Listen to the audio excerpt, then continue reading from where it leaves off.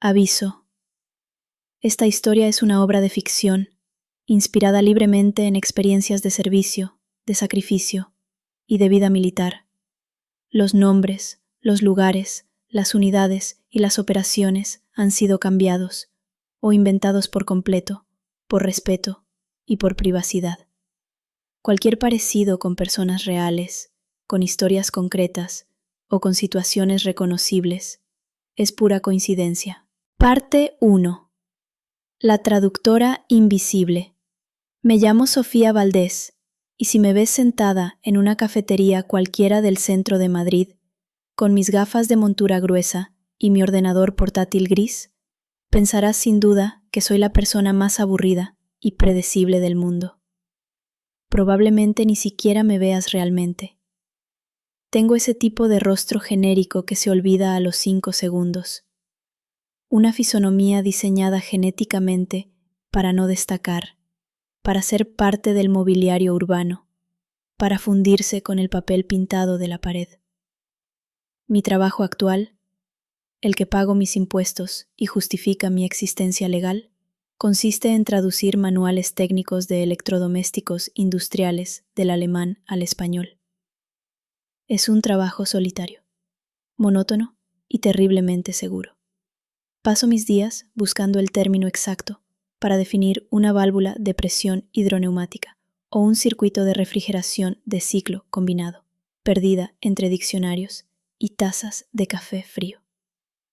Mis vecinos del edificio piensan que soy una mujer tímida, quizás un poco triste y solitaria, que se refugia en los libros y en el trabajo porque no tiene vida social ni familia.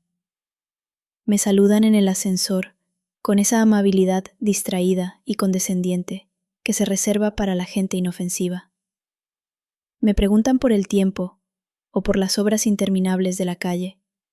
Yo les respondo siempre con una sonrisa ensayada, suave y vacía, diseñada para no invitar a más conversación. Ellos no saben que esta timidez aparente es una armadura de acero templado. No saben que, mientras sonrío y hablo del clima, mi cerebro no está procesando la traducción de una lavadora. Mi cerebro está escaneando automáticamente las salidas de emergencia del edificio, evaluando las amenazas potenciales de cada persona que se cruza conmigo en el pasillo y calculando con frialdad matemática cuánto tardaría en neutralizar al hombre que está en la barra de la cafetería si decidiera sacar un arma de su chaqueta. Ellos ven a Sofía la traductora aburrida. No ven a la mujer que durante 10 años tuvo 5 nombres diferentes, 3 pasaportes con nacionalidades distintas y una misión única y sagrada que consistía en mentir a la gente a la cara hasta que te amaran con locura, para luego destruirlos sin pestañear en nombre de la seguridad del Estado. Parte 2. La casa de los espejos rotos. Entré en el Centro Nacional de Inteligencia no porque quisiera ser una heroína de película de acción que salta por los tejados, sino porque tenía un talento natural y oscuro para la empatía fingida. Los reclutadores de la sede central buscaban perfiles psicológicos muy concretos y difíciles de encontrar. No buscaban soldados musculosos ni tiradores de élite infalibles.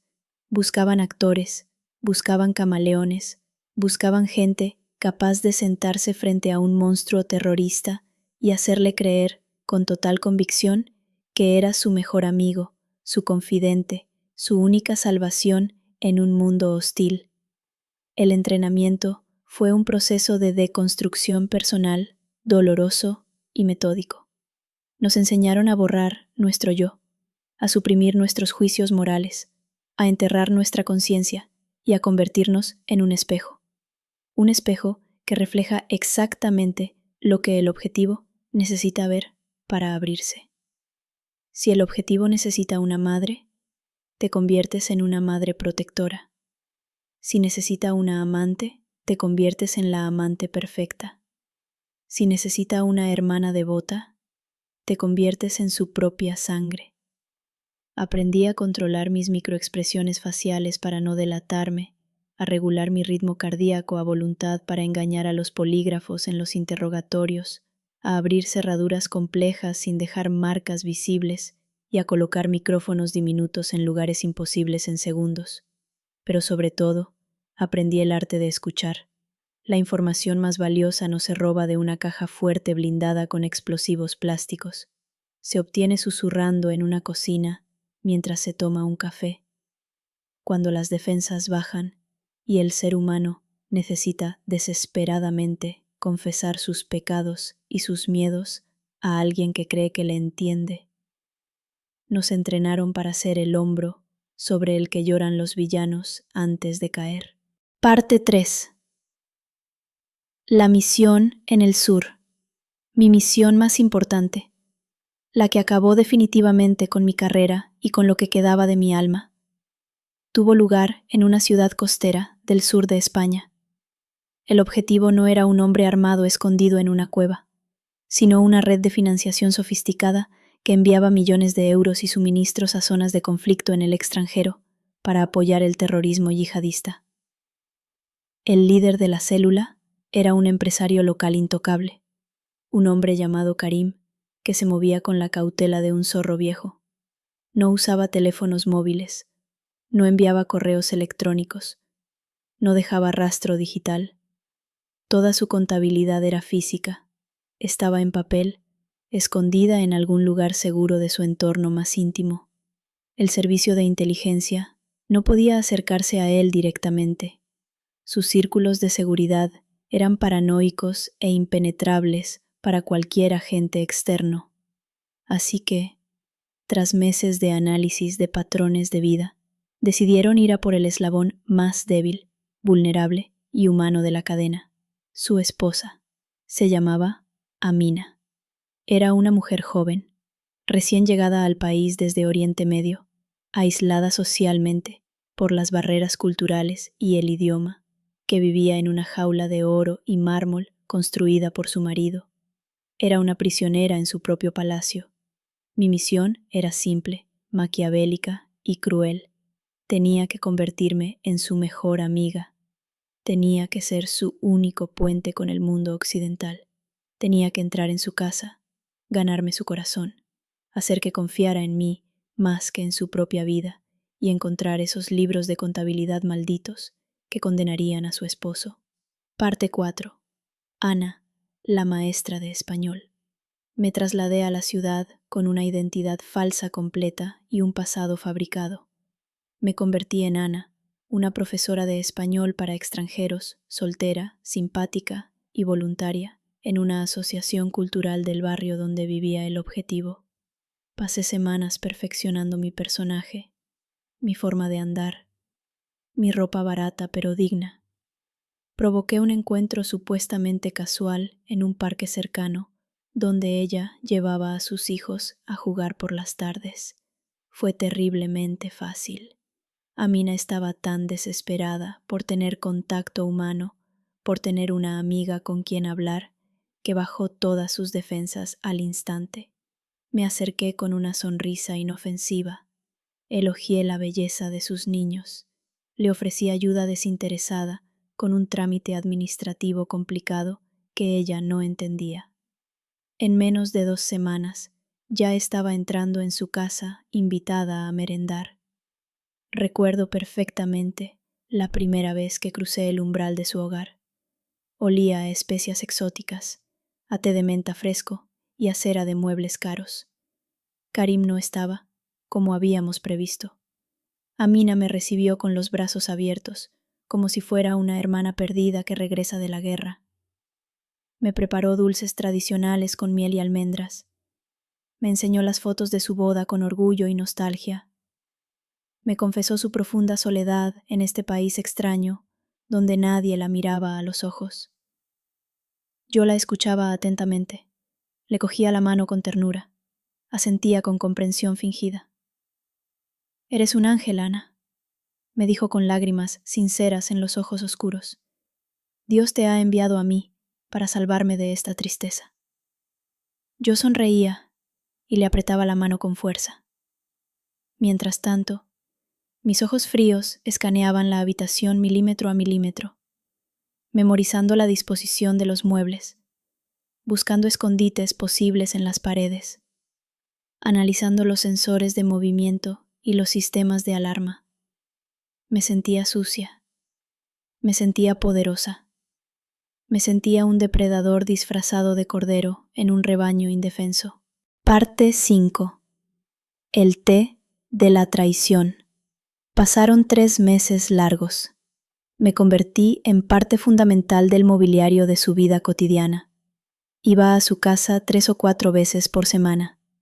Le enseñaba gramática española, jugaba con sus hijos pequeños en la alfombra del salón, la ayudaba a cocinar platos típicos. Incluso me regaló un pañuelo de seda azul que había traído de su tierra, diciéndome que el azul era el color de la lealtad. Todavía tengo ese pañuelo guardado en una caja fuerte, como una prueba de cargo contra mí misma. Amina era una mujer buena, inocente, pura. No sabía absolutamente nada de los negocios oscuros de su marido, o quizás prefería no saberlo para poder sobrevivir mentalmente. Amaba a Karim, sí, pero sobre todo le temía. Una tarde de lluvia torrencial, mientras tomábamos el té en la cocina en un ambiente de intimidad total, ella se derrumbó. Me confesó entre sollozos que Karim guardaba cosas extrañas en el sótano, en una habitación siempre cerrada con llave, a la que ella tenía terminantemente prohibido entrar bajo amenaza de castigo físico. Me dijo que a veces, por la noche, escuchaba a hombres discutiendo allí abajo, en idiomas que no entendía, y contando fajos de dinero en efectivo. «Tengo miedo, Ana», me susurró temblando. «Creo que hace cosas malas. Creo que estamos en peligro». Ese fue el momento, el punto de inflexión crítico. Podría haberla consolado de verdad. Podría haberle dicho que buscara ayuda real, que huyera con sus hijos. Pero yo no era Ana, la amiga leal. Yo era la agente operativa Sofía Valdés del Centro Nacional de Inteligencia, y mi misión estaba por encima de su dolor. «No te preocupes, querida», le dije con voz suave y manipuladora. «Seguro que no es nada grave, cosas de negocios aburridos. Pero si quieres quedarte tranquila de verdad, quizás deberíamos mirar qué hay ahí abajo.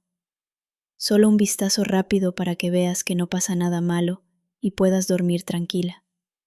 La manipulé con la precisión de un cirujano. Usé su propio miedo y su confianza ciega en mí para convertirla en mi cómplice involuntaria y necesaria. La convencí de que cogiera las llaves del bolsillo de su marido, mientras él dormía la siesta en el piso de arriba, ajeno a que su mundo estaba a punto de derrumbarse. Parte 6. El sótano de la verdad. Bajamos al sótano un martes por la tarde, con el silencio de la casa presionando nuestros oídos como una losa. El corazón me latía con fuerza desbocada, no por miedo a que Karim despertara, sino por la adrenalina pura de la casa final. Cada escalón de madera que crujía sonaba como un disparo. Amina abrió la puerta prohibida con manos que temblaban violentamente. Entramos. Era una oficina pequeña, austera y sin ventanas, iluminada solo por la luz de nuestros teléfonos móviles.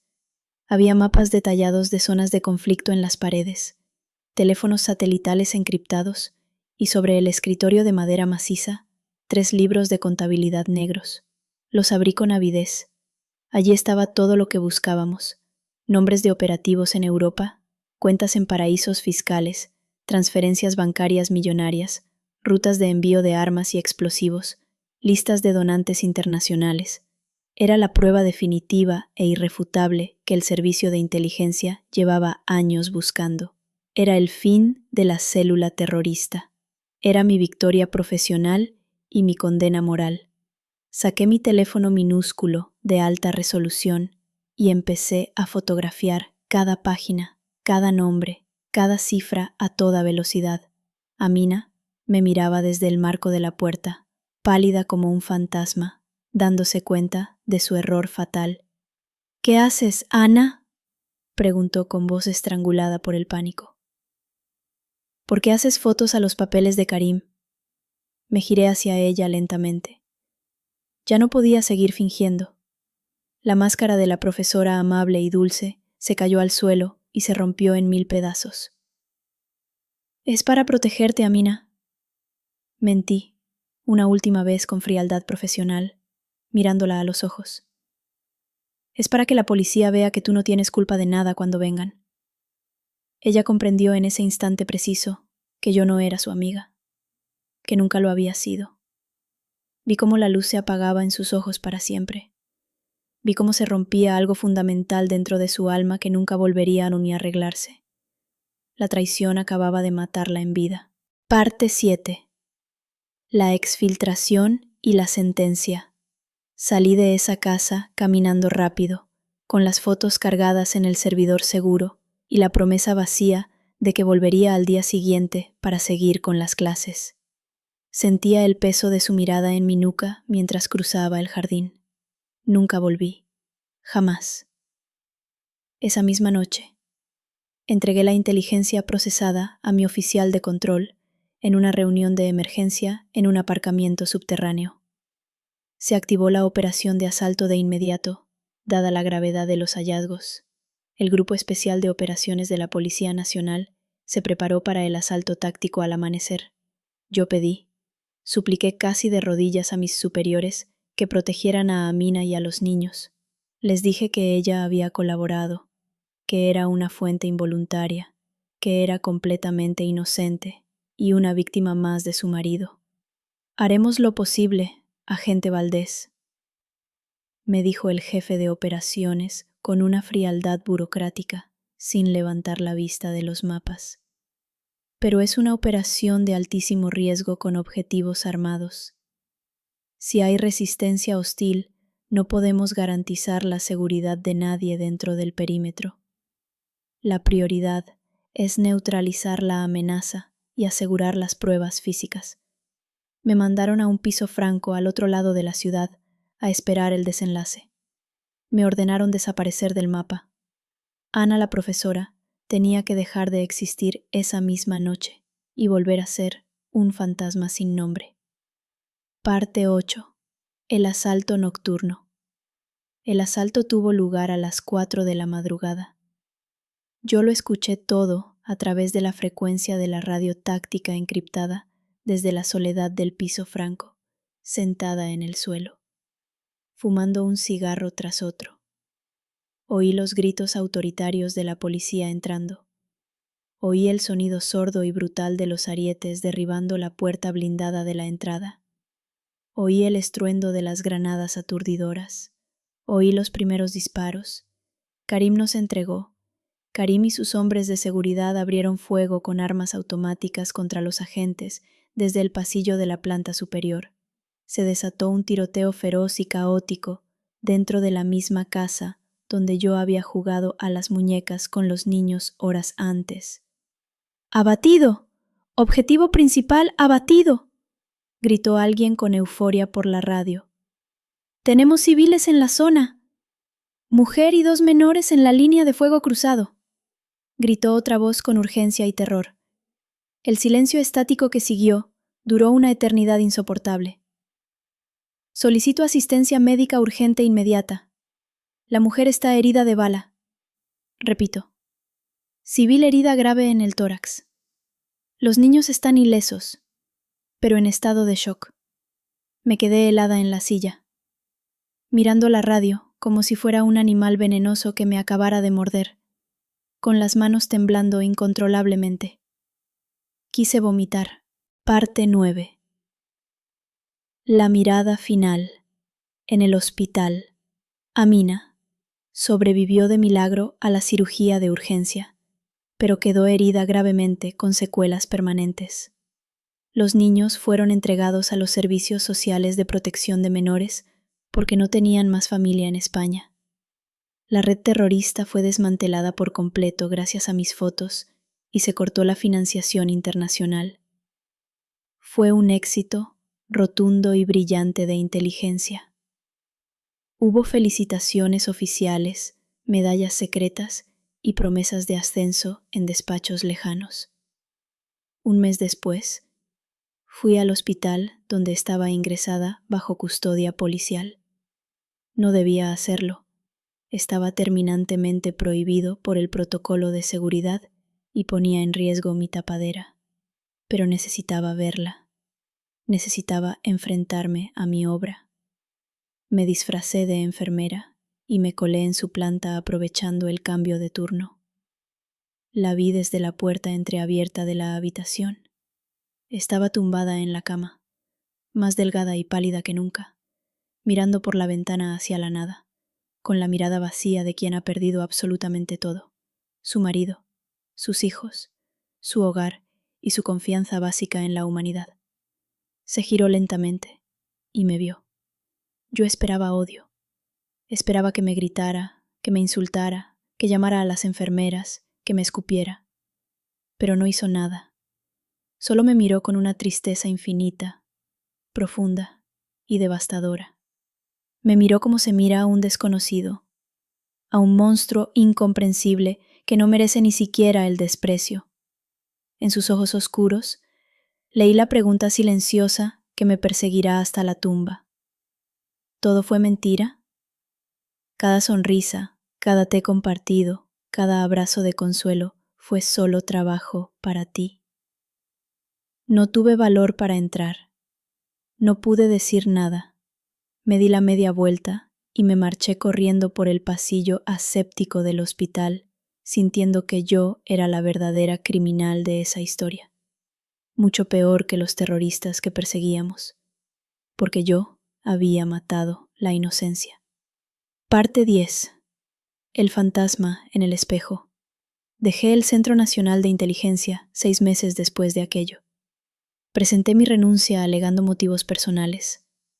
No podía soportar la idea de tener que volver a construir una amistad falsa con otro objetivo. No podía volver a mirar a alguien a los ojos, sonreírle y calcular fríamente cómo usar sus debilidades y sus miedos para destruirlo. Ahora soy Sofía Valdés, una traductora gris de manuales técnicos en Madrid. Vivo una vida pequeña, segura, aislada y sin mentiras. No tengo amigos. No dejo que nadie se acerque a mí emocionalmente. No quiero que nadie confíe en mí jamás, porque sé de lo que soy capaz. A veces, cuando traduzco una frase complicada sobre circuitos eléctricos o válvulas, me viene a la memoria el olor dulce al té de menta caliente y especias.